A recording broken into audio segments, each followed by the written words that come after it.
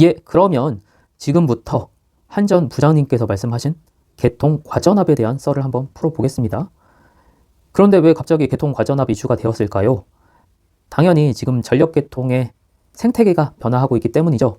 그리고 생태계가 왜 변화하는지는 우리 모두 잘 알고 있어요. 개통의 신재생 발전량이 증가하기 때문이죠.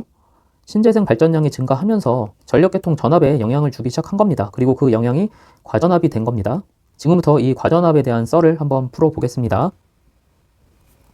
여러분은 신재생 발전량의 증가가 개통에 과전압을 유발한다는 얘기를 아마 많이들 들어보셨을 거예요.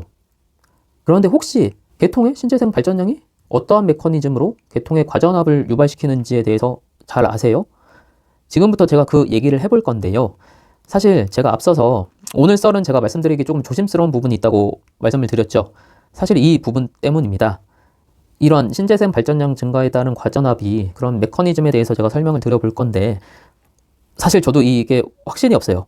그래서 이제 고민도 하고 자료도 보고 논문도 봐도 찾아봐도 이런 메커니즘에 대한 과전압을 유발하는 메커니즘에 대한 그런 자료를 어디서도 못 찾겠더라고요. 그래서 제 스스로가 간단한 예를 만들어 보면서 이런 메커니즘 때문에 신재생이 개통의 발전량이 증가하면서 이제 수전단의 전압 상승을 발생시키는 게 아닐까? 제가 스스로 내린 결론입니다. 혹시 제 이번 썰에 대해서 제 말이 틀렸거나 아니면 이런 메커니즘에 대해서 확실하게 아시는 분이 있으면 꼭 댓글로 답변 좀 부탁드리겠습니다. 한번 시작해 보겠습니다. 여기 간단한 전력계통, 저희 앞서서 계속 얘기하고 있는 발전단이 있고 수전단이 있고 그 수전단에 태양광 발전 설비가 이렇게 붙어 있어요. 제가 관성에 대해서 설명할 때 태양전지는 개통의 관성을 기여하지 못하고 동기화력 같은 경우는 실제로 터빈이 달려 있어서 이러한 회전 관성을 기여하기 때문에 태양전지는 개통 관성에 기여를 하지 못한다. 그래서 태양광 발전량이 증가하면 할수록 개통의 관성력은 떨어질 수밖에 없고 이는 이제 블랙아웃까지 이룰 수 있는 심각한 문제가 될 수 있다라고 이제 라는 썰을 앞서서 풀어보았는데요. 이 부분에 대해서는 물리적으로 쉽게 이해하시기가 어렵진 않으셨을 거예요. 동기가 실제로 회전하고 있고 얘는 회전하고 있지 않으니까 직감적으로 태양전지 같은 이런 정지기라고 얘기할 수 있나요? 이런 정지기들은 개통 관성에 기여를 못하니까 얘네들이 증가하면 개통 관성이 떨어져서 개통 안정성에 영향을 주겠구나 라고 직감적으로 쉽게 이해하실 수 있었을 거예요. 그런데 이런 신재생 발전량 증가가 개통에 과전압을 유발한다는 이 얘기에 대해서 혹시 여러분은 직감적으로 이 말이 이해가 되시나요? 태양광이 전기 에너지를 생산을 하잖아요. 그러면 개통에 전기 에너지가 공급이 많으니까 당연히 전압은 전기 에너지 위치 에너지죠. 전기의 위치 에너지니까 개통에 전기 에너지가 공급량이 늘면 당연히 전압에 전기의 위치 에너지가 증가하겠지. 단순히 이렇게 이해를 하면 이해가 되실 수 있겠지만 저는 이 태양광 발전량 증가가 개통 전압의 상승을 발생시킨다는 게 물리적으로, 직감적으로 좀 많이 이해가 안 되더라고요. 그리고 그 이유는 태양광 전지는 제가 앞에서 누차 말씀드렸지만 전하를 얻음으로써 얻는 전기 에너지라고 말씀을 드렸어요. 그리고 이 에너지는 직류 에너지, P입니다. 유효 전력이에요. 태양전지에서 만들어지는 전기 에너지는 P라는 얘기입니다. 그리고 직류 에너지이고 이 직류 에너지를 우리의 교류 에너지 계통이랑 연결해주기 위해서 전력전자 소자인 인버터를 이용을 하잖아요. 그리고 태양전지는 전기 에너지를 만드는 과정에서 자기장 에너지가 필요가 없습니다. 그리고 또 자기장 에너지를 직접 만들지도 못해요. 이 자기장 에너지가 Q라고 얘기를 드렸어요. 그래서 태양전지는 P 공급만 할 수 있습니다. 물론 전력전자 소자에 의해서 운전, 위상을 바꿔가면서 어떻게 보면 가상의 Q를 공급하기도 하고 흡수하기도 합니다. 그리고 일전에 말씀드린 한전의 신재생 발전설비 송전개통 연계 기술 기준이었나요? 송전개통 연계 기술 기준. 이게 21년도쯤에 이제 제정되었다고 말씀을 드렸잖아요. 이거 찾아봐도 앞으로 이제 대형 태양광 발전에 대해서도 Q 공급과 흡수에 대한 의무사항들이 명시가 되어 있습니다.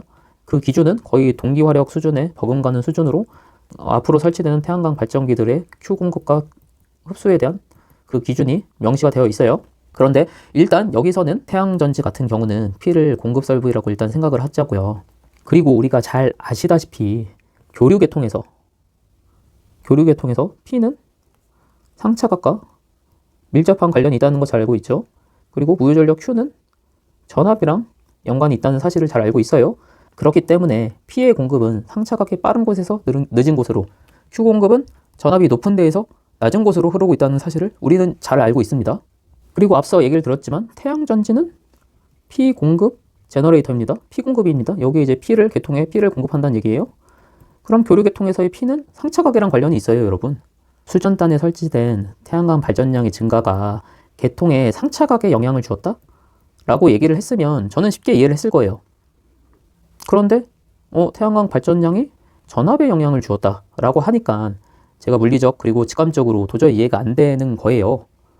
그리고 제가 앞서서 얘기했지만 이게 도저히 이해가 안 돼서 자료도 찾아보고 논문도 찾아봤지만 논문에서도 딱 이 한 줄만 적혀 있습니다. 신재생 발전량 증가가 계통의 과전압을 유발한다 라고만 이제 한 줄로 적혀 있고, 그러면 왜?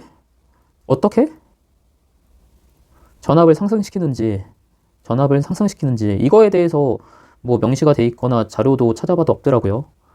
그래서 제가 뭐 간단한 예시를 하나 만들어 봐서 이런 메커니즘으로 수전단에 있는 신재생 발전량이 계통 전압 상승을 유발하지 않을까? 라고 이제 혼자 스스로 고민하고 결론 내린 거예요. 그거에 대해서 말씀드려 볼게요. 박관배 기술사님 공대 5호관 무효전력 기본편을 보면 무효전력에 대해서 우리에게 이제 설명을 해주실 때 간단한 예시를 통해서 좀 설명을 해주셨잖아요. 간단한 회로 모델링을 하고 실제로 전력 조류가 어떻게 됐을 때 뭐 P가 어느 방향으로 흐르고 Q가 어느 방향으로 흐르고 그런 거에 대해서 간단하게 설명을 해주셨습니다. 저도 좀 같은 맥락으로 조금 설명을 드려 볼게요. 여기 발전단이 있고 수전단이 있고 수전단에 이렇게 태양광 발전 설비가 설치가 되어 있습니다. 그리고 수전단에서 사용되고 있는 발전량을 이렇게 제가 그냥 결정을 한 겁니다. 유효전력은 800MW를 사용하고 있고 무효전력 같은 경우는 200MW를 이렇게 수전단에서 사용을 하고 있어요. 그리고 이 계통, 송전 계통은 154kV 계통으로 제가 임의로 결정을 했고 송전단을 160kV로 결정을 해놨습니다. 왜냐하면은 송전선로에 의한 전압 강화가 발생하겠죠. 그럼 이제 수전단이 얼추 154kV가 될 거니까 그런 기준으로 이렇게 설정을 했습니다. 이러한 간단하게 모델링된 전력 계통에서 이런 동기 발전기 한 대, 태양광 발전기 한 대, 그리고 수전단 이렇게 간단하게 회로가 구성된 계통에서 태양광 발전량이 이렇게 0MW, 200MW 이런 식으로 점점 상승을 했을 때 그때 이제 계통 전압을 한번 계산을 해볼 겁니다. 그리고 여기서도 이제 송전선로의 스펙이 중요하잖아요. 송전선로 스펙을 당연히 154kV로 했고 간격 길이를 그냥 10km로 제가 임의로 잡은 겁니다. 송전단과 수전단 사이의 길이를 10km로 잡았어요. 그리고 이때 송전선로의 R과 X를 퍼센트 임피던스 이 값으로 가지고 왔는데 이 값은 아무런 값을 가져온 게 아니고 논문에 이러한 자료가 있길래 한번 가져와 본 거예요. 100MVA 기준으로 각각의 R과 X의 퍼센트 임피던스가 이렇게 됩니다. 그러면 본격적으로 전압 계산을 하기에 앞서서 이런 전력 조류 아니면 PQ를 계산함에 있어서 이제 필요한 식들을 제가 이렇게 정리를 해봤어요. 이 식 다 아시죠? 송전단의 전압이 이렇게 되고 수전단의 전압이 이렇게 되었을 때 그 사이에 흐르는 PQ, 이제 송전단에서 공급하는 PQ 값이랑 수전단에서 소비하는 PQ에 대한 이런 공식들. 이거 제 기준에서는 이제 이 정도는 전기 상식이라고 생각을 하는데 혹시 이거 모르시는 분이 있으면 저기 공대 5호관 기본기 편 가면은 잘 나와 있습니다. 여기 송전단과 수전단에 공급하는 P 유효전력 같은 경우는 송전선로의 X분의 VS 곱하기 VR 사인 델타가 되죠. 그리고 당연히 공급하는 P와 여기에 송전선로에 R이 없으니까 당연히 공급하는 P와 소비되는 P가 동일하겠죠. 그리고 무효전력 같은 경우는 송전단에서 공급하는 무효전력은 이런 값이 나옵니다. 그리고 수전단에서 소비하는 무효전력량이 이만큼 돼요. 그러면 송전선로에서 소비하는 Q 로스는 당연히 공급하는 쪽에서 소비하는 쪽을 빼면은 그 값이 나오겠죠. 예, 이 식들을 기준으로 이제 전압 계산을 한번 해볼 거예요. 뭐 유도하기에는 너무 시간이 길어질 것 같아서 별도로 유도는 하지 않겠습니다. 예, 앞서서 RLC로 이제 주어진 계통을 그냥 L 회로로만 간단하게 모델링을 해보았어요. 당연히 계산하기 쉬우려고 이렇게 L 소자만 가지고 이제 모델링을 한 거고요. 앞서서 수전단에 소비하는 유효전력이 800MW 그리고 무효전력 Q가 200MB라고 말씀을 드렸죠. 그리고 이 수전단에 태양광 설비인 P가 이렇게 붙어 있습니다. 당연히 송전단에 동기 발전기가 공급하는 P와 QS가 이렇게 되고 그리고 송전선로 X가 존재하고 각각의 송전 모선과 수전 모선에서의 전압은 이렇게 됩니다. 근데 여기서 주의하셔야 되는 게 제가 송전단 전압을 160kV로 이걸 기준해서 삼았어요. 수전단 154kV를 기준으로 안 삼고 160kV를 기준으로 삼았어요. 이거에 대해서는 제가 뒤에서 다시 한번 설명드리겠습니다. 그리고 당연히 수전단을 0도로 기준 잡았고 그 사이에 상차각을 이렇게 구했습니다. 예, 본격적으로 계산을 해볼게요. 먼저 여기 리액턴스의 리얼 값을 저희가 구해야죠. 그리고 앞서서 저희가 100MVA에서 퍼센트 리액턴스를 주어졌어요. 당연히 여기서 R은 고려하지 않았기 때문에 L만 가지고 왔습니다. 이거 뭐 기준 용량 환산하는 계산식인데 이거 뭐 제가 그냥 리얼 값을 적으려다가 뭐 이 정도는 한번 눈으로 보시라고 한번 가지고 와봤어요. 우리가 기준 용량에 대해서 이제 기준 값들을 먼저 구해야 되니까 Z 베이스부터 이제 구하면 P 베이스의 VB의 제곱이잖아요.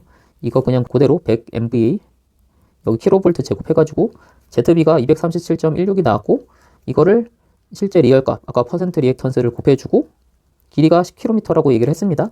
그래서 송전솔로의 리얼 값이 J는 3.325미 이렇게 계산이 된 겁니다. 이거 그냥 기준값 환산에 대해서 한번 리마인드 해보시라고 그냥 한번 가져와 본 거예요. 그럼 첫 번째로 신재생 발전량이 0메가와트일 때 한번 수전단 전압을 한번 구해보자고요. 당연히 신재생 발전량이 0메가와트니까 나머지 이 800메가와트는 여기 동기화력에서 공급을 해야겠죠. 이걸 기준으로 이제 식을 세워보고 계산을 해볼 겁니다. 이거는 판서를 통해서 설명을 드려볼게요. 예, 이제 앞선 회로를 다시 한번 그려보면 이렇게 되잖아요. 그리고 이 X는 3.32 옴이 되었죠. 그리고 송전 전압 같은 경우는 160의 델타가 되었고 수전 전압 같은 경우는 값을 모르고 기준이 0도라고 말씀을 드렸습니다. 그리고 여기서 소비하는 PR은 800메가와트고 QR은 200메가바로였어요.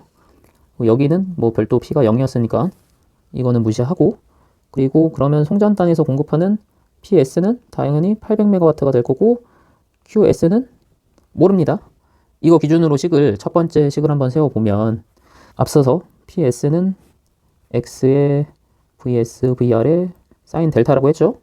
여기서 우리가 알고 있는 값은 3.32에 160kV 그리고 VR 사인 델타에 이게 800메가와트죠. 근데 이제 킬로와트 단위로 지금 기준으로 삼았으니까 이 값이 나올 거고 예, 이 식을 향후에 이제 뭐 연립방정식으로 풀어야 되잖아요. 지금 미지수가 VR과 사인 델타였는데 저는 이 델타 기준으로 풀 거예요. 그래서 미리 델타 기준으로 조금 정리를 해볼게요.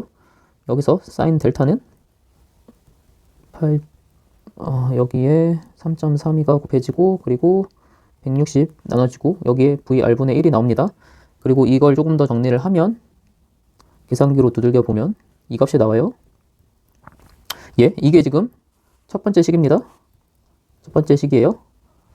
넘어가세요. 두 번째 식은 저희가 또 알고 있는 값이 뭐가 있나요?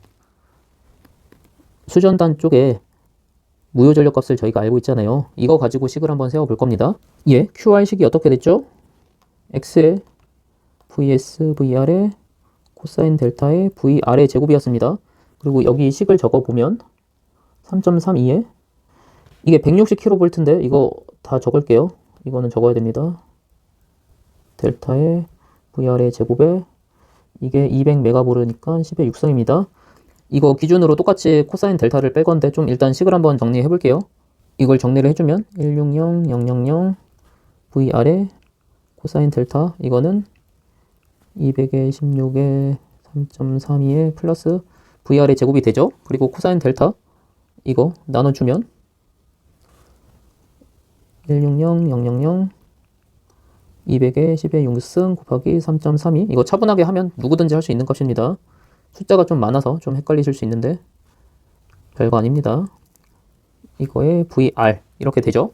그리고 이거를 제가 계산기로 풀어본 값은 VR의 4150 더하기 160000의 VR 이게 두 번째 식이 됩니다.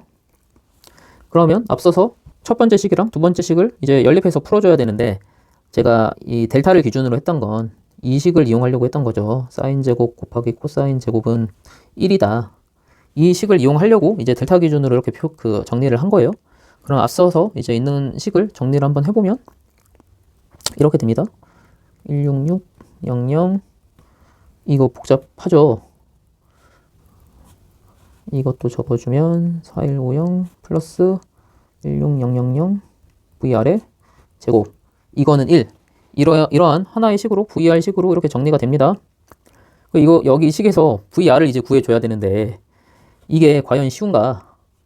예, 쉽지 않죠.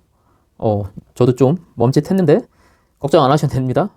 저희에게는 AI가 있죠. 이 값을 그대로 AI한테 해를 한번 구해달라고 한번 해볼게요. 우리는 지금 AI의 시대에 살고 있으니까 저런 복잡한 식을 구할 이유가 전혀 없죠. AI한테 한번 물어보겠습니다. 16600에 x, VR을 x로 하겠습니다. 그리고 제곱은 이렇게 표현을 하면 되고 더하기 x에 160000 더하기 4150 나누기 x의 제곱은 1. 여기서 x의 값을 구해줘. 이렇게 하면 AI가 다 계산해 줍니다. 기다려보죠. 여기서 식이 복잡하게 나왔는데 근사치로 표시해줘. 이렇게 표현을 하면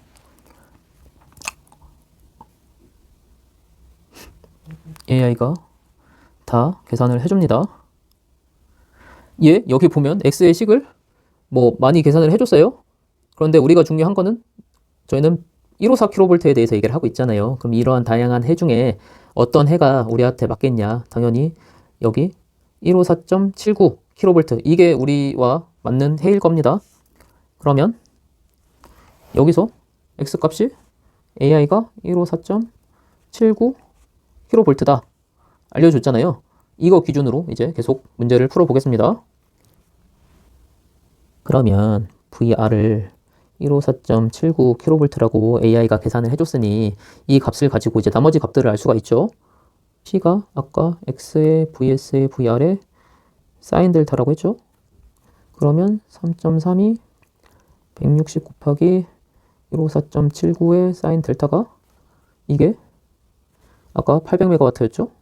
800으로 하면 우리 잘 아시다시피 델타는 여기에 800 곱하기 3.32 그리고 나눠주면 됩니다. 154.79 이거를 구하면 델타는 6.156도가 나옵니다. 그럼 우리가 또 궁금한 것 중에 하나가 송전단의 QS가 궁금했잖아요. 그리고 QS식 적어볼까요?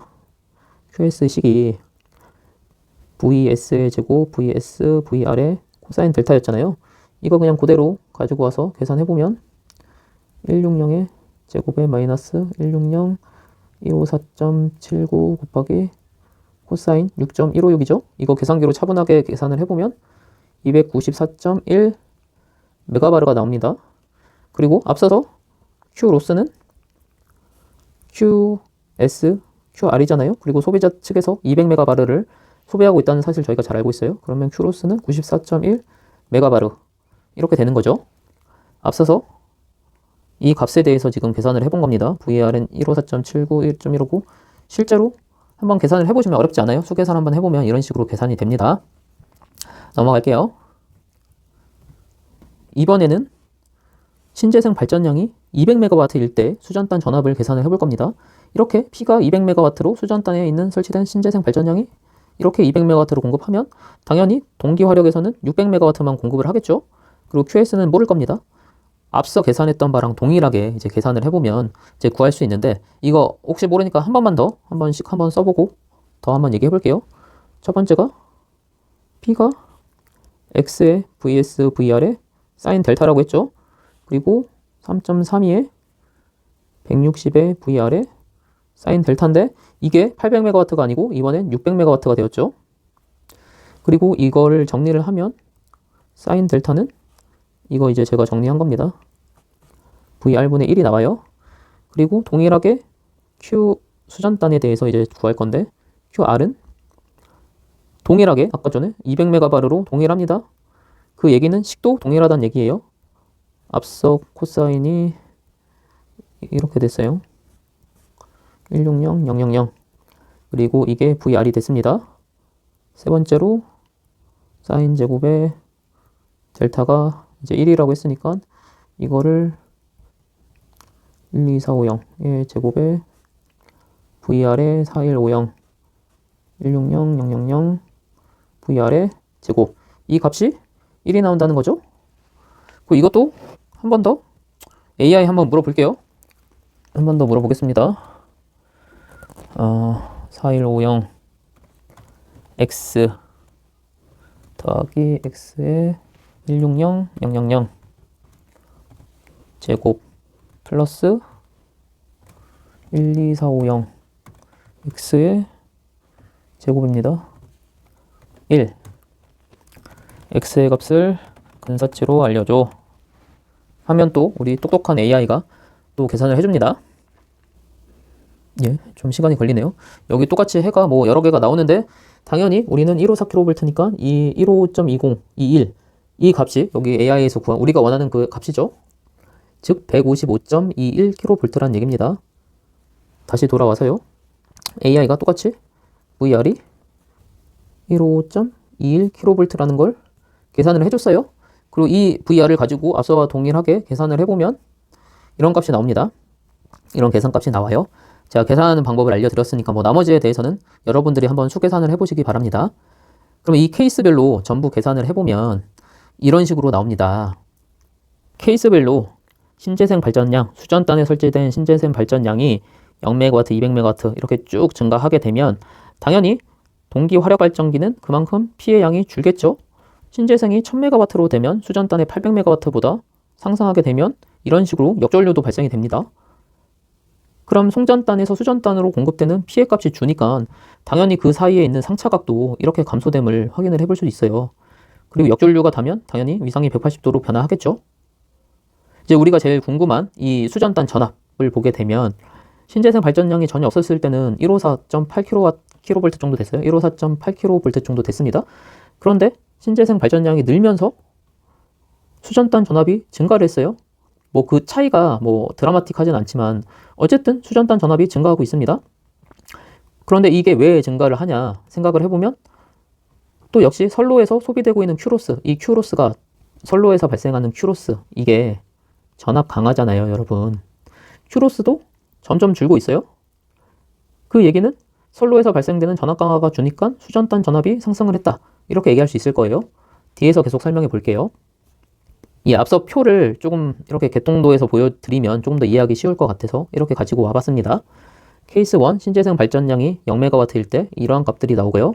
그리고 신재생 발전량이 600MW, 이런 600MW일 때는 뭐 이러한 값들이 계산된 식들입니다. 그리고 여기서 중요하게 봐야 될 게 이 수전단 전압 154kV였는데 이쪽 전압이 상승이 됐죠. 그리고 또 봐야 될 게 여기에서의 Q로스가 줄게 되죠. 제가 여기서 말하고 싶은 게 신재생 발전량이 증가가 됐을 때 어떠한 메커니즘으로 이런 전압이 상승이 되냐, 그 관점에 대해서 설명을 드리는 거잖아요. 그럼 이거 관점에서 봤을 때 얘기하기는 쉽습니다. 여기 위에서는 신재생 발전량이 0이니까 전력 조류가 똑같이 여기가 800MW가 전력 조류가 흘러야 됩니다.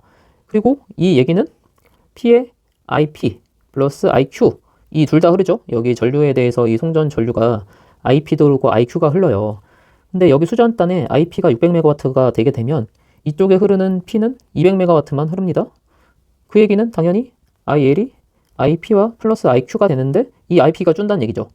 그런데 IP가 줄면서 동시에 IQ도 줄어요. 이 손실도 준다는 얘기입니다. 결국 수전단에 전기 에너지가 공급하게 됨으로써 송전단에 공급되는 전기 에너지 양이 줍니다. 그리고 이 전기 에너지가 준다는 얘기는 전류가 준다는 얘기고, 이 전류가 줄게 되면 송전 선로에서 발생되는 전압 손실이 감소가 됩니다. 그 영향으로 수전단의 전압이 상승한다.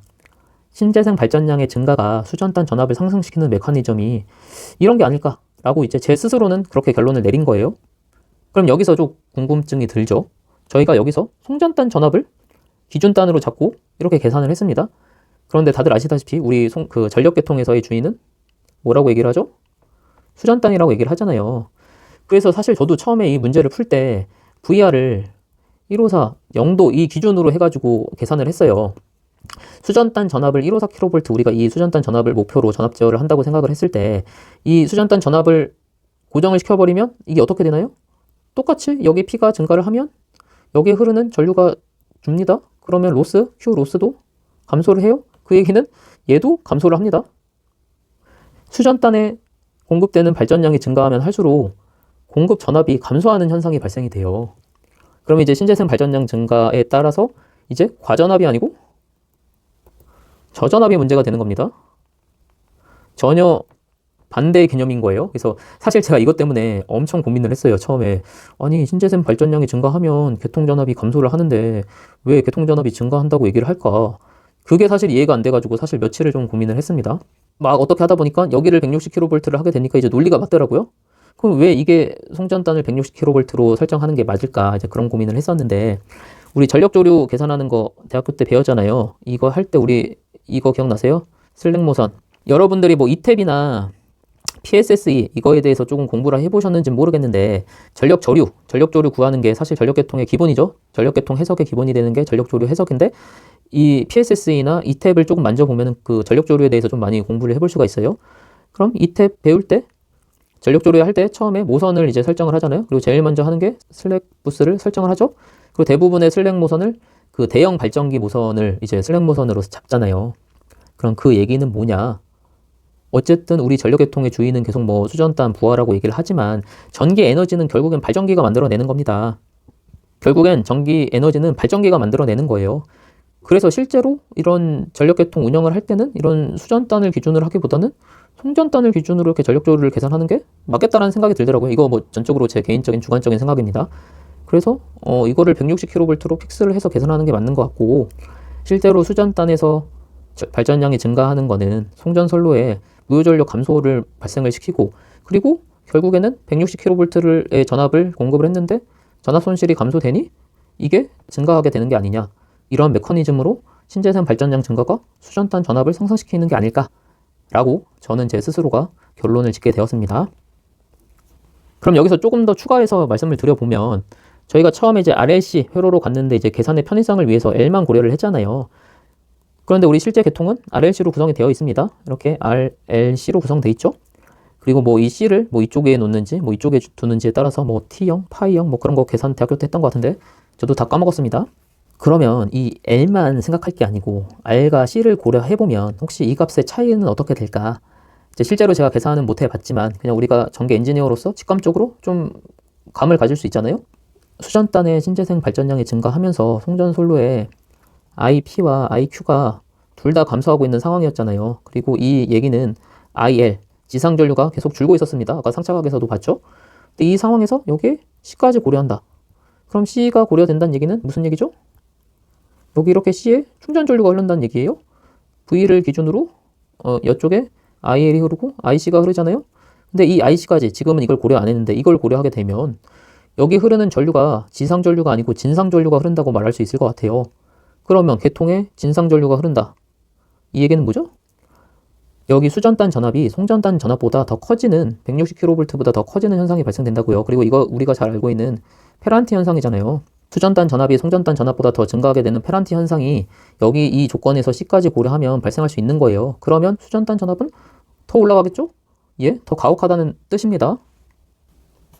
여기까지 전력계통의 신재생 발전량 증가가 어떻게 전력계통의 전압을 상승시키는 것인지 간단한 예를 들어서 설명을 해보았어요. 그런데 뭐 누차 말씀드리지만 저 스스로 혼자 고민 끝에 내린 결론이라서 이게 맞는 건지 저도 확신이 안 서요. 그래서 꼭 이 관련된 내용에 대해서 아시는 분이 있으면 제발 꼭 댓글로 남겨주시면 감사하겠습니다. 일단 여기서 한 번 더 끊고 가겠습니다. 감사합니다.